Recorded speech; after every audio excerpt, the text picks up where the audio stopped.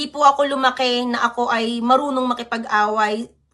God knows po at lahat ng tao kahit pumunta kayo sa lugar namin kung ano ang pagkatao mula bata hanggang lumaki ang isang Michelle Japina. Never po akong naging basto sa kapwa ko, never po ako naging palaaway, never po ako nagmumura, never po akong gumawa ng masama.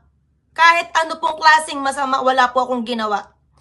And lingid po sa inyong kaalaman, minsan ko na itong nasabi sa mga live ko noon, kulang na nga lang matawag akong maging Kristong babae. Yan, until hindi po ako nakikilala sa Team Kalingap na reactor o depender na yan. Ang pananaw ko po sa sarili ko at ng marami, daigo pa po yung babaeng Kristo, mga kaibigan. Hindi po ako marunong magalit sa kapwa ko, hindi ako marunong magtanim ng galit, hindi po ako marunong lumaban.